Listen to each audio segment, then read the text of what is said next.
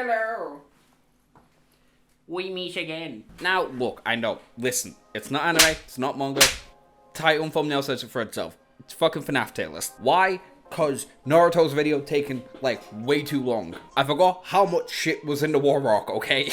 So, this is my fill-in for now, because I know way too much about this fucking franchise too. But if you do enjoy what you see, you might as well just hit subscribe. Cause why the fuck not? Alright? Probably shouldn't swear in the first minute, but oh well. Anyway, Tierlist, FNAF, big fan of the franchise, have been since 1. So Markiplier's videos, they banged. So Yamimash's video of the beta when it came out, the first 3 nights, banged. And since Game Theory, I've been on a smooth sail ever since. Yeah, I'm Yamimash, old motherfuckers. Y'all ain't never heard that guy. But what you have heard is of FNAF 1. FNAF 1 is... It's too iconic, man. You think of like a revolution in the horror game industry. You think of FNAF, right? Like, you think of early horror games, right? Like, the early 2000s, early 2010s horror games, right? It's Amnesia, it's Slenderman. When did Outlast come out? 2013? Something like that? Then this fucking franchise, right? Came out of nowhere. Then I remember a chain of events happening. The trailer dropped. Then Yamimash, who was massive at the time for playing these indie horror games, made a video about the first 3 nights. Then Markiplier dropped the video talking about how Yamimash told him about this game. Then that blew up, obviously. Then Game Theory made a video about the game, talking about the real-life correlation events of I think it's Subway murder back in the day. And the rest is history. And now we've got a game that's changed the whole fucking field of making indie games. Because God, is this the first real, like, mega indie hit? I think it is. I think this is really the first mega indie hit ever. When did Undertale come out? Oh god, my brain's saying 2015. God, Undertale come out that early? Because I know that was like the next mega hit. I remember this and Undertale being the, like, smoking guns of the indie game industries, changing the whole fucking field. For the better, may I add. Indie games these days are so fun, even though the FNAF genre of things wasn't that great back in the day. You could argue it's still not now, but that's for a whole nother argument. But that's talking about the relevance of the series, right? We're not talking about the actual fucking game. And I'm gonna be real. Look, I'm just saying, it's iconic for a fucking reason. This game slaps. The trailer was fun. The second you get to night 4 and 5, it gets moderately difficult. Then night 6, it gets pretty difficult. And 2020 mode, iconic. 420 mode, love that. But iconically difficult. I still remember when Markiplier dropped his video on that, and how it took him like, God, I think it took him hours of his day to really get it down. But even then, the sound design's great. The jump scares were genuinely really fucking good before a certain other game came in to fuck it all up. Yeah, no, arguing that this isn't S tier is ridiculous. FNAF 2. I have some hot takes about this one.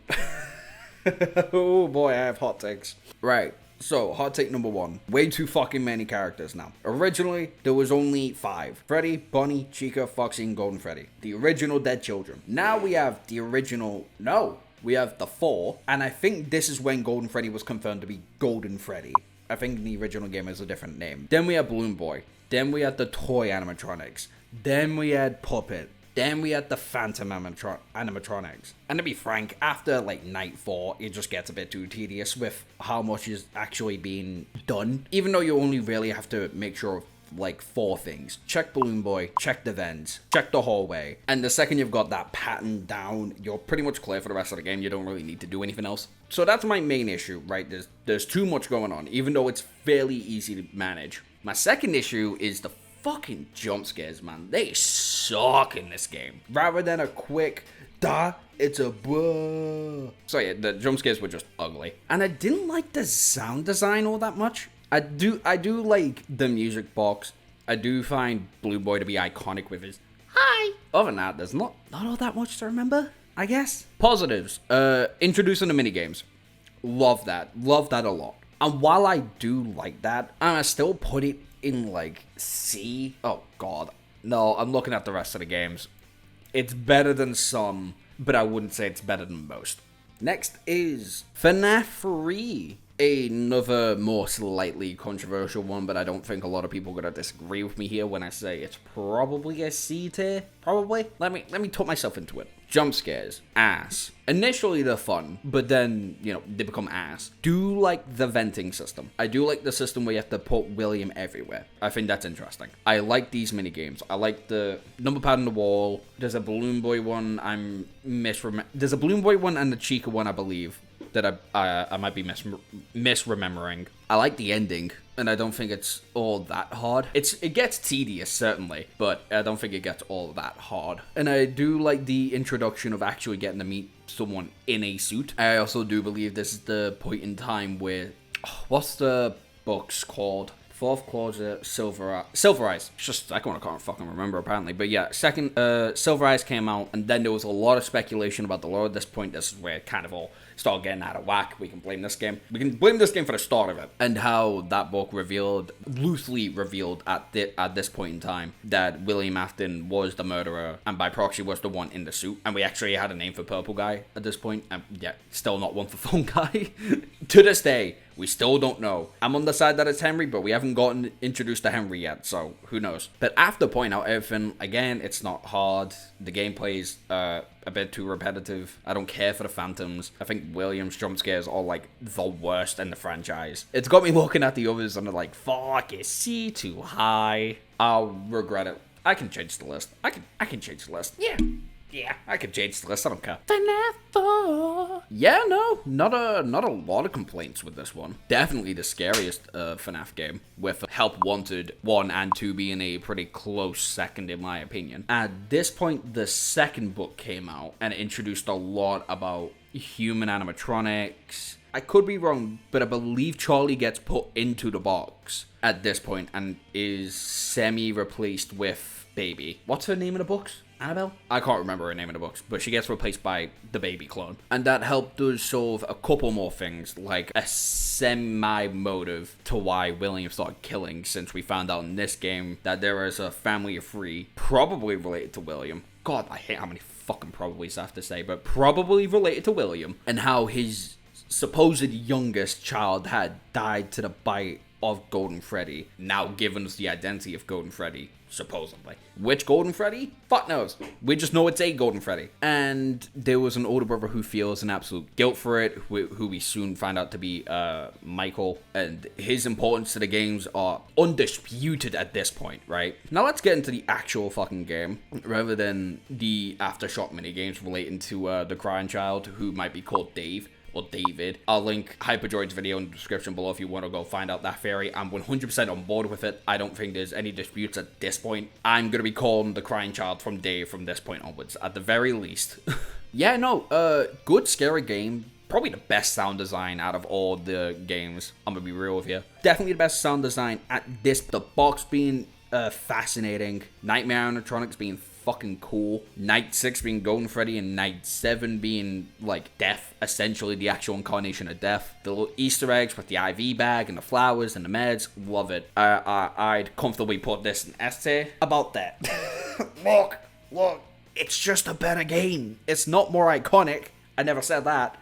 It's just a better game. What certainly fucking isn't is Sister Location. Oh, fucking boy, is this not a better game. It does at least confirm a couple of things, right? William Afton being the purple guy. Undisputed, confirmed in this game, confirmed in the Four Closet novel, I think. God, the names of these novels are gonna kill me. Baby being the either youngest or second youngest child of William Afton, being named Elizabeth. Animatronics in this game just look kind of fucking sick. Even though I kind of really wish the original version of whatever this version of Freddy's called have the original voices, because he's just German and it sounds sick. Go watch that Game Theory clip if you haven't. Cons. It makes little sense. What do I mean by it makes little sense? Look, listen with me on this. We have no idea where in the timeline this goes, and this is crucial to the fucking lore. Right now, it's being insinuated through modern games and books that this is a very early portion of the timeline, or at least the creation of this bunker is a very early portion of the timeline. At this point, when the games came out, we had no idea how many children were dead, what was going on with those same dead children, what was going on with the previous locations, because 3 burnt the fucking building down and it's supposedly in 2030. I might have that date wrong. Been a while. Like, I like the idea of every single night being a different mechanic. I do like that. I just don't like a lot of the mechanics. Babies 1 is a great introduction. I'll say that. I think it's for a new person going into the franchise, I think Babies, like, you're gonna hold the door closed, or else the baby Lenas, I think they're called, are gonna come in and kill you. Or as we now know, gonna come in and stuff themselves in you. That's sick. That's cool as fuck. I love that. I like going through Ballora to just fix the location in general. I think that's interesting. Even though, again, repetitive.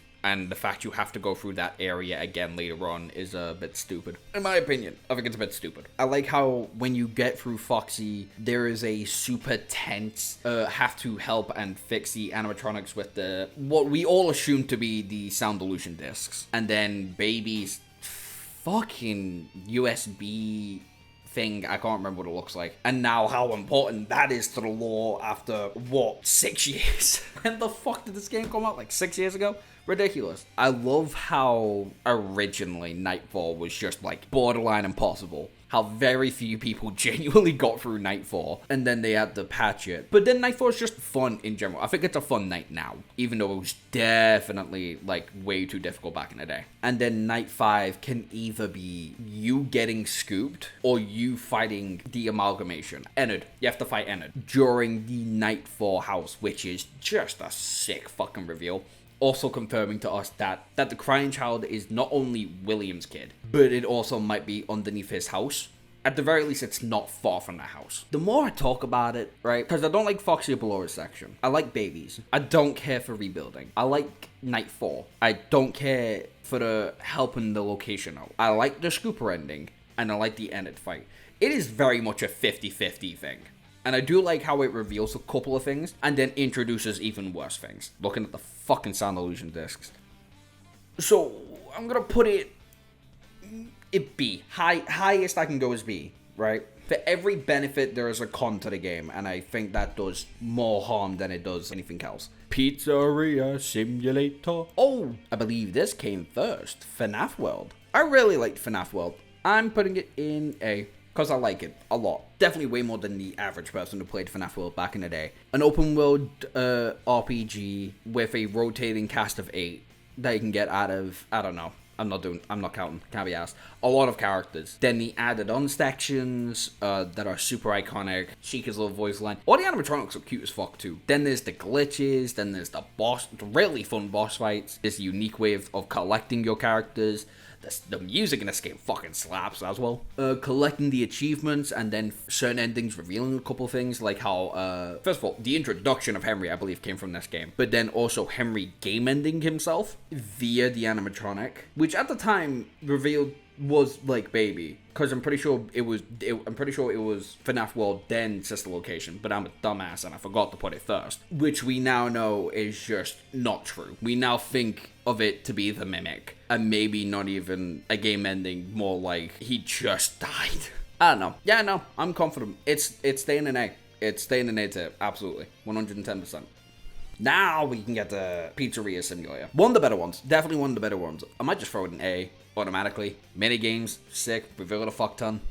Genuinely fun nights. I like how you can make it more difficult via advertisements. I like how Henry's talking you the entire time. I like introducing and bringing in the previous animatronics just to burn them all. I like the narrative of this game entirely. I think the narrative of this game is fucking sick. I love how desperate it makes William look by taking apart Golden Freddy and attaching it to themselves, which is why his design looks fucking weird. Yeah, nah, just a good game, frankly. Just a really fucking good game. A tier. Almost S. I think S needs like a couple of unique attributes to it to be really considered S tier. Speaking of something that's not S tier, Ultimate Custom Night. Just a challenge mode. It's the game embodiment of like Night 7, pretty much, with some narrative twists and voice line reveals, which says a lot. I like how the newer animatronics revealed in Pizzeria Simulator, all of them are manipulated by one spirit. I think that's cool. I think that's interesting. I like how the FNAF World crocodile-looking guy is brought back to pretty much try and rest the spirit. I like the weird little animations Chica's weird little animations, the Freddy and Foxy animation. I love the glitch trap and the Golden Freddy bug that happens at the end of like 49,000 and 50,000. I think that's the point distribution. I don't fucking remember. But other than that, it's just the embodiment of round 7. And that's kind of boring to me. Also, the jump scares are shit, as they have been for Sister Location and Pizzeria Simulator as well. Middle B? Yeah. Middle B sounds about right. Now.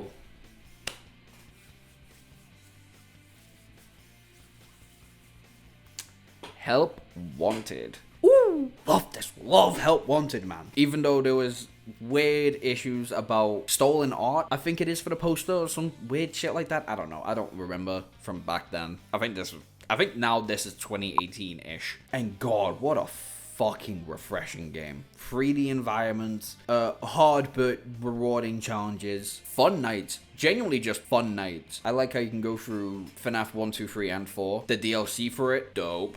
The Foxy Maze was sick. Frankenfreddy's cool. Vanessa's introduction, who can forget that. The VHS tapes, awesome little lore drop to what's gonna happen eventually. Glitch Trap, the unfortunate, disappointing villain of like this entire franchise.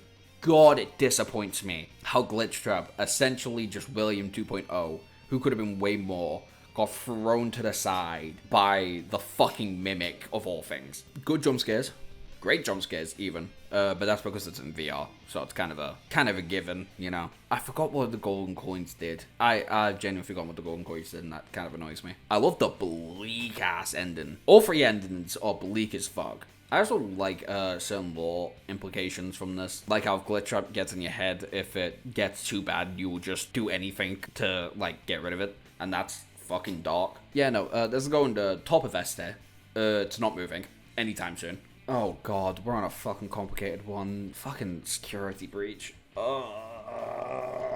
What can I say about Security Breach that hasn't already been said? It's fun. It's an extremely fun game. Very replayable, in my opinion, especially with Ruined DLC. Vanessa's fun, and Vanny. I think Vanessa and Vanny are fun. I like Gregory. I like Glamstar Freddy. I like the new cast. All the new cast. Love them. Love them. My favorites. Love those guys. Fuck the Mimic. Gonna die on that hill. Music's nice, map layout's a bit stupid, bit too many collectibles in my opinion. Still to this day, way too buggy. Like, Jesus Christ. The 3-star endings, 2-star endings, 1-star ending are all fun. I like how it's a coloring book for the entire time, except for when you're fighting the William shit. Oh God, how did I forget about that until I just brought it up? God, what a fucking stupid ending. What a truly, effortlessly stupid ending.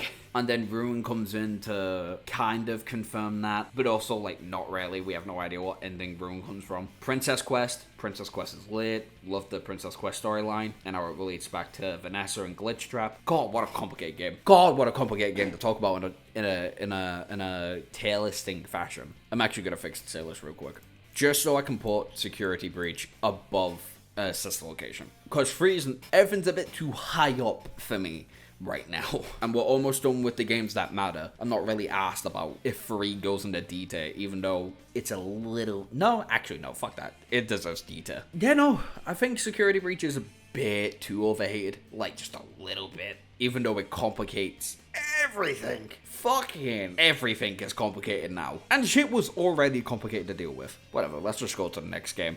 Help Wanted 2. Help Wanted 2 is certainly a game I remember that well. God, I remember jack shit from Help Wanted 2. What the fuck? I remember the hippo. I know about I remember the mask. I remember the endings. It's just the games themselves I'm just blanking on. I do remember them being fun, though. Like, when I think of Help Wanted 2, I remember it being fun. I might need to replay it. So for now, I'm gonna put it under Sister Location, on the simple task of, I just don't remember it all that well. One that I do remember well, because I literally beat it a couple days ago. Into the Pit. Ooh.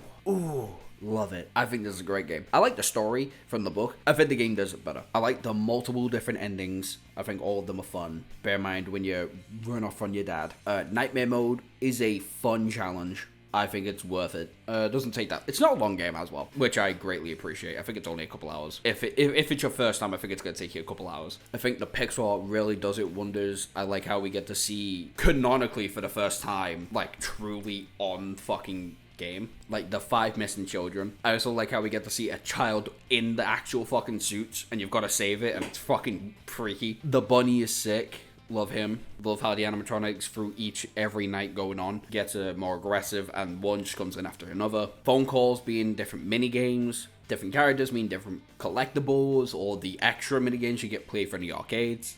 For now, it's a pretty comfortable above FNAF 1. And then, I don't care for special delivery.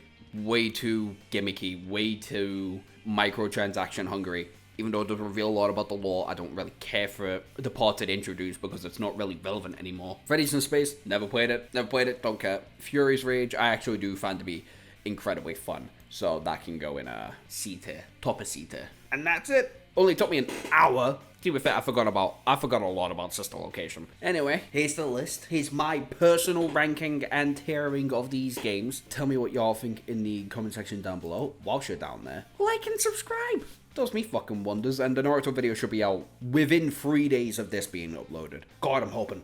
I'm writing as much down as I can about this fucking series. Okay. God, it's not my fault the War Arc takes fucking ever.